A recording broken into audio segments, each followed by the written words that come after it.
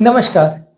क्या आपको एक्सरसाइज करने के बाद या कोई भी मेहनत का काम करने के बाद ज़रूरत से ज़्यादा पसीना आता है? जितना दूसरों को आता है उससे ज़्यादा पसीना आपको आता है? क्या आप इससे परेशान हैं? यदि ये सही है, जो कि काफ़ी लोगों के केस में होता है, तो आपको हम जो आज टिप्स पर बात करेंगे वो आपके लिए उपयोगी साबित होंगे। काफ़ी लोग हमसे ये बारे में बात करते हैं कि जब कभी ये हमारा पेशेंट चलता है, एक्सरसाइज करता है, कोई भी मेहनत का काम करता है, ज़रा सा भी एक सीढ़ी भी चढ़ लेता है, इतना पसीना आता है कि कपड़े भीग जाते हैं। तो आज हम बात करेंगे ऐसे लोगों को क्या करने की ज़रूरत है, कुछ इंपॉर्टेंट टिप्स पर, ताकि ये प्रॉब्लम पूरी तरह भले अगर ना भी खत्म हो तो काफ़ी हद तक आपको इसमें राहत मिले। टॉपिक पर जाने से पहले जो लोग हमारे चैनल पे नए हैं उन्हें रिक्वेस्ट करूंगा कि चैनल को सब्सक्राइब करें, वीडियोस को लाइक और शेयर करें। हाइड्रेशन एक इंपॉर्टेंट चीज़ है अगर आपको पसीने की प्रॉब्लम से मुक्ति चाहिए तो। काफ़ी स्टडीज़ में ऐसा शो किया है कि आपको अगर डिहाइड्रेशन है तो बॉडी को ज़्यादा स्वेट बनाना पड़ता है बॉडी के मेटाबॉलिज्म को या हीट रिक्वायरमेंट्स को मैनेज करने के लिए। तो आपको ज़्यादा पानी पीना है। ज़्यादा पानी पीने से बॉडी का जो हीट सिस्टम है वो बेटर काम करेगा। बॉडी को बहुत ज़्यादा स्ट्रेस हार्मोन्स या पसीना नहीं निकालना पड़ेगा। बॉडी को ठंडक मिलेगी एक तरह से, तो इससे आपको पसीना आने की प्रॉब्लम कुछ हद तक कम होगी। इसके अलावा ऐसे कपड़े आपको पहनने चाहिए जो ब्रीदेबल फैब्रिक्स हो, जो सिंथेटिक ना हो, कॉटन वाले कपड़े हो ज़्यादातर, जो मॉइस्चर अब्जॉर्ब करते हो, पसीना अब्जॉर्ब करते हो। तो इस तरह के कपड़े पहन के अगर आप एक्सरसाइज करेंगे, इस तरह के अंडरगारमेंट्स भी आते हैं, इस तरह के कपड़े भी आते हैं। खासकर जो हमारे जिम के लिए बनाए जाते हैं, एक्सरसाइज के लिए कपड़े बनाए जाते हैं, उस तरह के कपड़े अगर आप प्रेफर करते हो तो उससे आपका पसीना काफ़ी अब्जॉर्ब हो जाएगा, कपड़े उतने भीगेंगे नहीं। क्योंकि इस तरह के पेशेंट में कई बार प्रॉब्लम सबसे ज़्यादा क्या आती है कि कपड़े भीग जाते हैं और वो कई घंटे तक भीगे रहते हैं, काफ़ी देर तक स्मेल देते रहते हैं। तो आपको एक तरह से एम्बैरेसमेंट भी हो जाती है कि पसीना बहुत ज़्यादा आता है, स्मेली हो जाता है। उसके बाद कपड़े बदलना भी बड़ा मुश्किल होता है। अगर नहीं बदल पाए, थोड़ी देर बाद सूख भी गए तो उसमें से स्मेल आने लगती है, तो आपके आसपास वाले लोगों को थोड़ा अनकंफर्टेबल हो जाता है। पेशेंट के लिए भी थोड़ा एम्बैरेसमेंट वाली सिचुएशन हो जाती है। तो आपको उससे बचने के लिए थोड़ा ऐसे कपड़े पहनने हैं जो स्वेट को अब्जॉर्ब करें।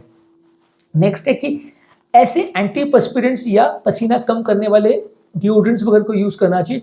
डिओड्रेंट्स तो खाली सिर्फ स्मेल को कम करते हैं, एंटीपर्स्पिरेंट्स आते हैं, खासकर एल्यूमिनियम क्लोराइड कंटेनिंग जो एंटीपर्स्पिरेंट्स होते हैं, वो अगर आप प्रयोग करते हैं तो स्वेटिंग को थोड़ा कम करते हैं। उनको आप आर्मपिट्स पर या ऐसी जगहों पर ज़्यादा लगा सकते हैं जहाँ आपको ज़्यादा पसीना आता है, तो ये पसीने आने की टेंडेंसी को कुछ हद तक कम करते हैं।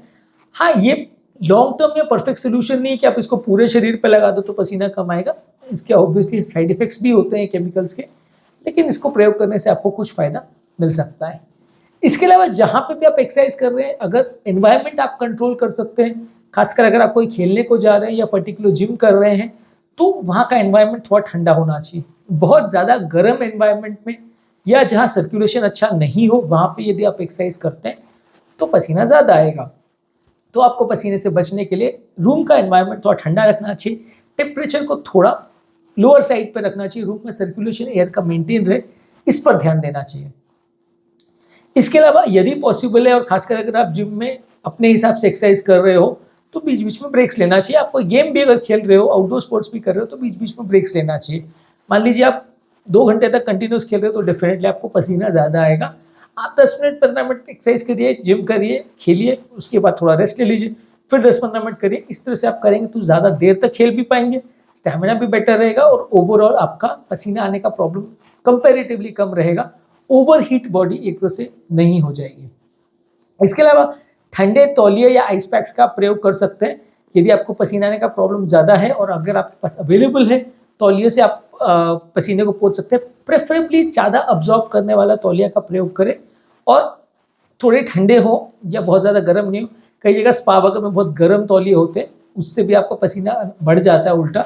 तो आप थोड़े ठंडे तौलियों का प्रयोग करें और आइस पैक्स अगर अवेलेबल हो या बर्फ़ के पैक्स जो आते हैं वो अगर अवेलेबल हो तो वैसे आप प्रयोग कर सकते हैं। ये आपकी बॉडी को ठंडा करेंगे तो इससे आपका पसीना थोड़ा कम आएगा। इसके अलावा बहुत ज़्यादा तीखा मसालेदार खाना अवॉइड करिए। यदि आप तीखा और मसालेदार खाना खाते हैं ज़्यादा तो उससे भी पसीना आने के चांसेस बढ़ जाते हैं, तो इसको जहाँ तक पॉसिबल अवॉइड करिए। अल्कोहल और स्मोकिंग को अवॉइड करिए, ये भी बॉडी के स्वेट कंट्रोल सिस्टम को अफेक्ट करते हैं। और इसके अलावा बहुत ज़्यादा स्ट्रॉन्ग चाय कॉफ़ी मत लीजिए, इसमें जो कैफ़ीन आता है वो भी आपके पसीने आने की टेंडेंसी को बढ़ाता है, तो उसको भी जहाँ तक पॉसिबल है अवॉइड करिए। इसके अलावा अगर आप हाथ से कोई टेनिस वगैरह का गेम या इस तरह का बैडमिंटन वगैरह का गेम खेल रहे हैं या जिम कर रहे हैं तो हाथों में स्वेट बैंड्स पहन सकते हैं। ये बैंड्स आपका पसीना को ऑब्जॉर्व करते हैं। माथे पे भी उस तरह का हेड बैंड आता है, वैसा आप प्रयोग कर सकते हैं, तो इससे भी थोड़ा पसीना ऑब्जॉर्व होता है और कंटिन्यूस पसीने की धार आपको परेशान नहीं करेगी। स्वेट बैंड पहनने से अगर पसीना उसमें ऑब्जॉर्व हो जाएगा तो हाथों में पसीना नहीं आएगा, आपका टेनिस का रैकेट गिर नहीं जाएगा या आपका जिम का इक्विपमेंट पसीने की वजह से फिसल नहीं जाएगा, आपको उससे थोड़ा सा राहत मिलेगी। ये पसीना को पूरे हाथ का आपकी हथेलियों में जाने से रोकेगा। इसके अलावा जब भी आप जिम कर रहे हो तो बीच में थोड़ा कूल डाउन कर सकते हैं। जिम का एक्सरसाइज करने के बाद आप 10-15 मिनट बॉडी को कूल डाउन या ठंडा होने के लिए टाइम दीजिए। आप बहुत ओवर एक्सर्ट करने के बाद ठंडे पानी से शावर भी ले सकते हैं। ठंडे पानी से शावर लेने से बॉडी जल्दी कूल हो जाती है और पसीना बहुत ज़्यादा नहीं आता है। गर्म पानी से शावर या सौना करने से ऑब्वियसली पसीना ज़्यादा आएगा। कुछ लोग मानते हैं कि पोर्स को क्लीन करने के लिए अच्छा है। ऑब्वियसली अगर आपको पसीने का प्रॉब्लम नहीं है तो यूज़ कर सकते हैं, अगर पसीने का प्रॉब्लम है तो नहीं करना चाहिए। इसके अलावा आप जब आप एक्सरसाइज कर रहे हो या जिम कर रहे हो तो ब्रीदिंग को प्रॉपर वे में कंट्रोल करिए। अगर आपका टाइमिंग जो ब्रेथ का सांस लेने का या छोड़ने का जो आपको हर जिम में सिखाया जाता है या एक्सरसाइज के दौरान सिखाया जाता है, वो अगर आप प्रॉपर वे में उसको अगर कंट्रोल करेंगे तो थोड़ा सा बॉडी का मेटाबॉलिज्म बेटर रहेगा। जब आप जैसे वजन उठाते तो सांस खींचते हैं, वजन रखते हैं तो सांस छोड़ते हैं, इस तरह का आपको ट्रेनिंग किया जाता है। ये अगर अच्छे से आप मैनेज करोगे तो बॉडी का मेटाबॉलिज्म प्रॉपर मेंटेन होगा, जिससे आपकी बॉडी थोड़ी ठंडी रहेगी, पसीना कम आएगा। अगर फिर भी आपको कोई ऐसी बीमारी है जिसकी वजह से पसीना ज़्यादा आ रहा है, मैंने काफ़ी अपने वीडियोस में डिस्कस किया है कि कौन कौन सी बीमारियों में बहुत पसीना आ सकता है, तो एक बार डॉक्टर से चेकअप करा लीजिए कि इस तरह की कोई बीमारी आपको तो नहीं है जिससे ज़्यादा पसीना आता है, तो उसका चेकअप हो जाएगा तो अच्छा है। जो भी बीमारियों में शरीर का मेटाबॉलिज्म बढ़ जाता है, जैसे थायराइड की समस्या है, स्ट्रेस की समस्या है, ये सारी चीज़ें आपके पसीने के कारण को या पसीने की प्रॉब्लम को बढ़ा सकते हैं। इसके अलावा आपकी वर्कआउट करने का टाइमिंग अगर पॉसिबल है तो उसको चेंज कर सकते हैं। आप अर्ली मॉर्निंग या लेट इवनिंग में एक्सरसाइज या जिम कर सकते हैं। उस समय वातावरण थोड़ा ठंडा रहता है तो उससे आपको थोड़ा सा रिस्पॉन्स अच्छा मिलेगा, पसीना कम आएगा। इसके अलावा जो आपका एक्सरसाइज परफॉर्मेंस है उसको धीरे धीरे करके बढ़ाएं, अपने स्टैमिना को बढ़ाएं। कई बार आप सडनली ओवर एक्सर्ट करते हैं, आपका स्टैमिना उतना नहीं होता है तो उससे भी ज़्यादा पसीना आता है। तो आपका एक्सरसाइज परफॉर्मेंस को धीरे धीरे करके बढ़ाइए, धीरे धीरे करके अपने एफर्ट टॉलरेंस को बढ़ाइए। एक बार में बहुत हैवी एक्सर्ट मत करिए, क्योंकि सडनली उससे बॉडी ज़्यादा गर्म हो जाती है और पसीना ज़्यादा निकल लेता है, उसको बॉडी मैनेज नहीं कर पाती, सडन हीट जनरेशन जो होता है। तो धीरे धीरे करके उसको बढ़ाएं, एक्लेमेटाइज करें बॉडी को, तो ज़्यादा अच्छा रहेगा। इसके अलावा कुछ कूलिंग एक्सेसरीज आती हैं, जैसे कि कुछ ऐसी वेस्ट आती है जो बॉडी को कूल करती है, कुछ नेक में बांधने के लिए नेक रैप्स आते हैं, कूलिंग टॉवल्स आते हैं, इस सारी चीज़ों का प्रयोग कर सकते हैं। ये एक्सेसरीज जिम के लिए अवेलेबल रहती है जो आपकी बॉडी को ठंडा रखने में मदद करेगी। जहाँ तक पॉसिबल है, अगर आप बाहर का आउटडोर एक्टिविटी कर भी रहे हैं तो बीच बीच में अगर आपको टाइम मिल रहा है तो किसी पेड़ के नीचे या किसी ऐसी जगह पे शेड में आप आ जाएं तो पसीना थोड़ा कम आएगा, बॉडी को थोड़ा कूल डाउन होने का मदद मिलेगा। कंटिन्यूसली अगर आप धूप में एक्सरसाइज करते रहोगे या धूप में आप एफर्ट करते रहोगे और एक्सरसाइज खत्म होने के बाद भी आप धूप में रहोगे तो डेफिनेटली आपको पसीना ज़्यादा आएगा। तो एक्सरसाइज खत्म होने के बाद तुरंत आप शेड में आ जाओ अगर पॉसिबल है, और अगर पॉसिबल एक्सरसाइज भी आप शेड में कर सको तो ज़्यादा अच्छा है। इसके अलावा पसीना जिन लोग को ज़्यादा आता है उनको प्रॉपर इलेक्ट्रोलाइट्स का मैनेजमेंट ज़रूरी है। ज़्यादा पसीना आने से बॉडी का सोडियम, पोटेशियम, कैल्शियम, मैग्नीशियम ये सारी चीज़ों में फ़र्क आ सकता है।